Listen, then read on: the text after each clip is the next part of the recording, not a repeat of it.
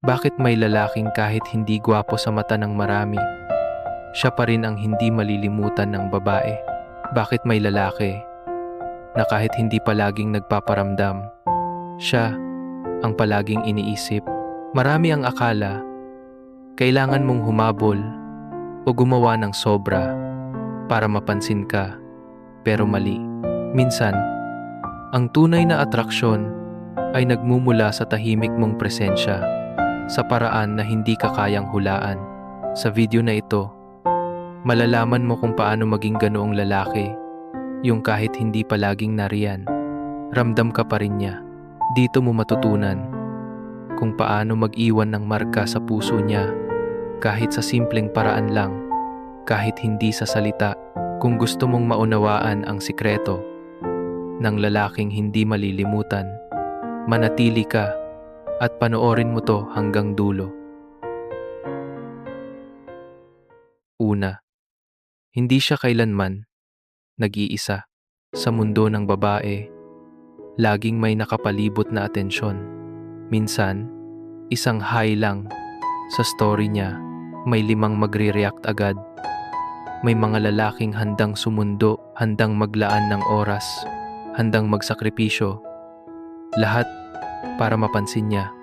Pero kahit ganon, may kulang pa rin siyang hinahanap. Mahalaga ito kasi pinapaalala na ang babae ay hindi nadadala sa dami ng humahabol o sa kung sino ang laging nandyan.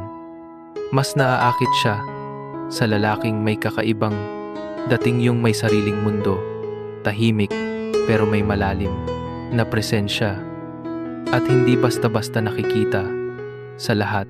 Kapag naiintindihan mo ito, titigil ka sa pagiging isa. Marami, hindi ka na yung lalaking palaging nag-a-adjust o nagpapaka-dedicated para lang mapansin. Sa halip, magsisimula kang maging hindi mapalitan yung lalaki na kahit may ibang nagtatangka, siya pa rin ang iniisip at hinahanap niya. Hindi dahil sa dami ng effort mo, kundi dahil sa natural mong aura at sa paraan na naiwan mo ang marka sa puso niya.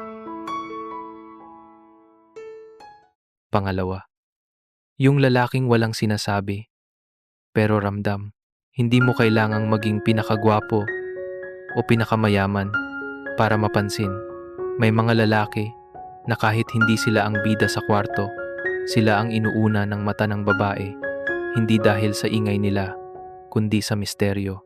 Yung hindi palaging nagpapakita ng iniisip, hindi agad nagbibigay ng sagot, at may mga kwento sa likod ng tingin na gusto niyang tuklasin.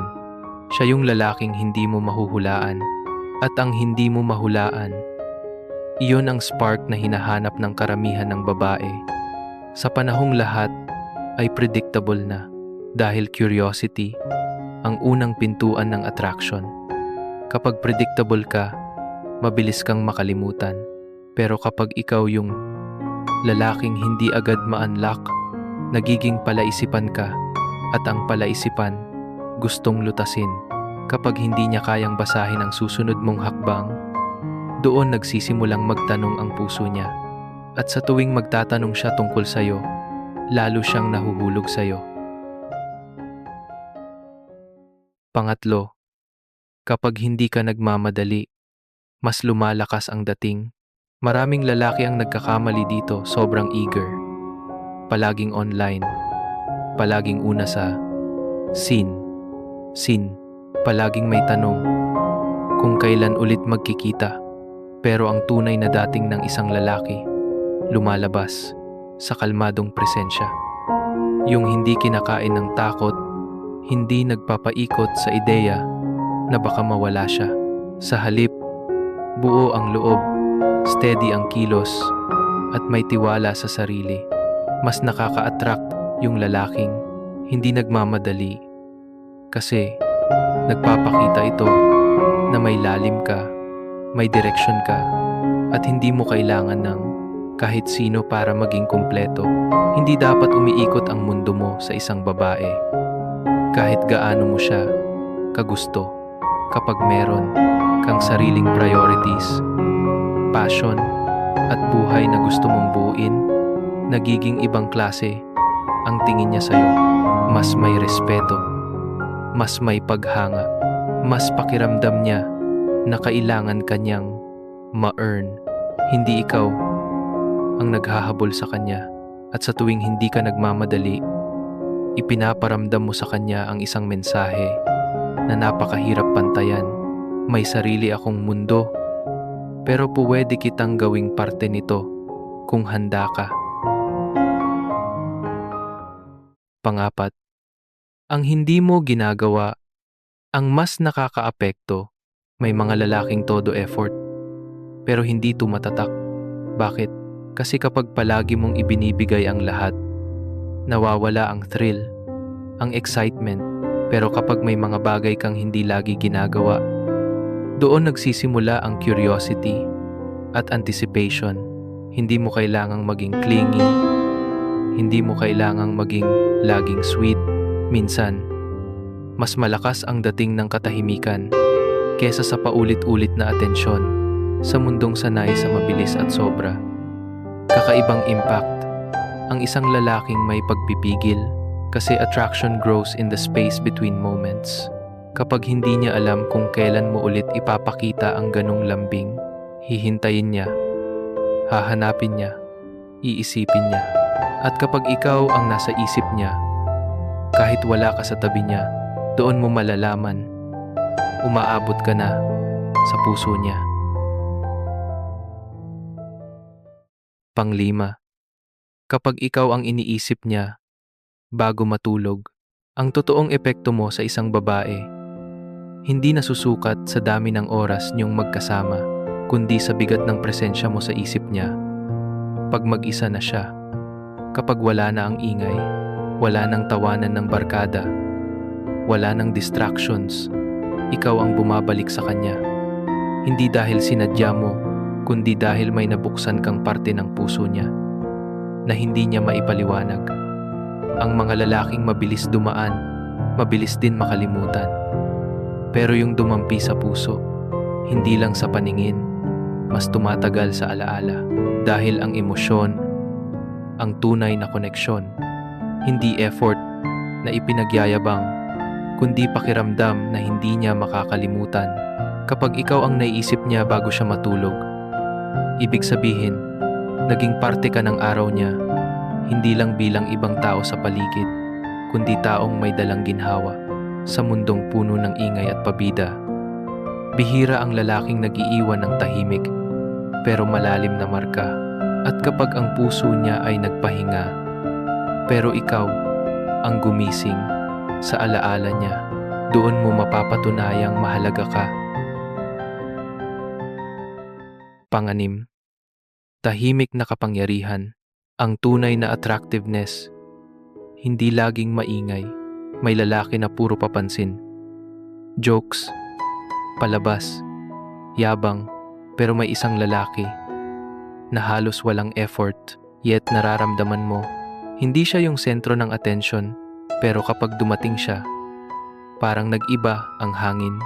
May presensya na hindi mo mapangalanan, pero ayaw mo rin mawala.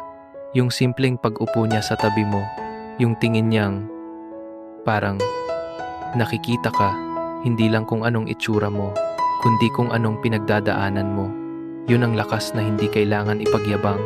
Tahimik, pero may bigat, dahil hindi salita ang nagpapatibok ng puso, kundi pakiramdam.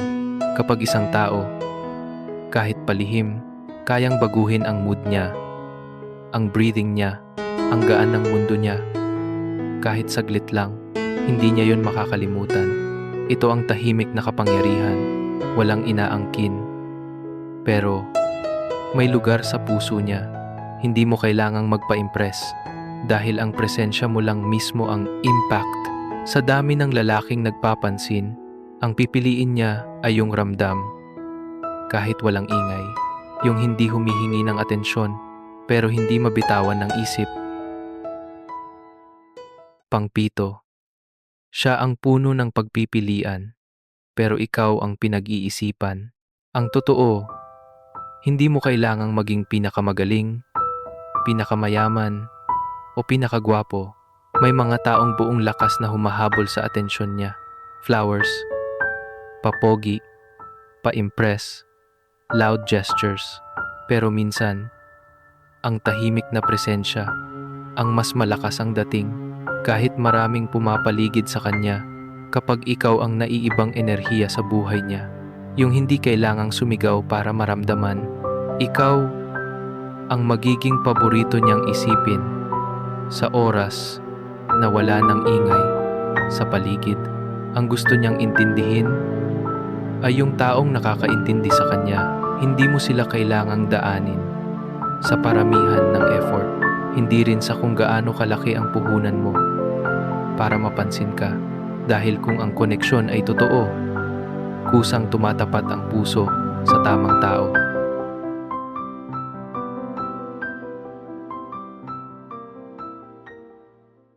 Sa dulo, hindi mo kailangang maging perpekto para mahalin. Hindi mo kailangang makipag-agawan ng atensyon o makipagpaligsahan sa iba. Ang tunay na koneksyon, hindi mo kailangang ipilit. Dumarating ito sa tamang tao, sa tamang oras. Kung nagustuhan mo ang video na ito, paki-like naman. Huwag kalimutang mag-subscribe para hindi mo ma-miss ang susunod na video na magpapakita ng mas maraming malalalim at emosyonal na senyales ng pag-ibig. Maraming salamat sa panonood at magkita tayo sa susunod na video.